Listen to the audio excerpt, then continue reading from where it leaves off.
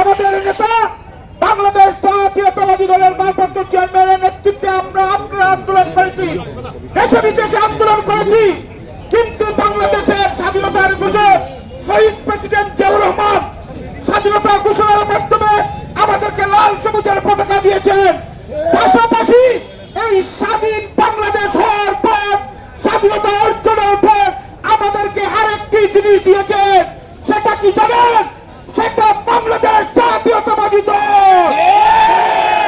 উনি তখন বুঝতে পেরেছিলেন বাংলাদেশ স্বাধীন করার পরে বাংলাদেশের স্বাধীনতা গণতন্ত্র রক্ষার জন্য একটি মাত্র দল প্রয়োজন, সেই দল তাই প্রয়োজন বলে আমাদেরকে জাতীয়তাবাদী দল দিয়েছে।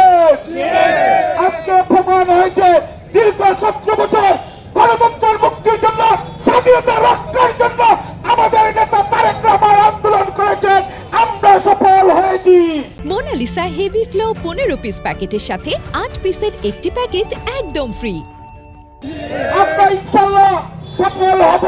আমাদের আন্দোলনের ফসল আমার আংশিক বিজয় হয়েছে, পুরোপুরি বিজয় হবে ফেব্রুয়ারিতে বাংলাদেশের নির্দলীয় নিরপেক্ষ এই অন্তর্বর্তীকালীন সরকারের অধীনে যে নির্বাচন হবে, সেই নির্বাচনের মাধ্যমে গণতান্ত্রিক সরকার প্রতিষ্ঠিত হবে ইনশাআল্লাহ।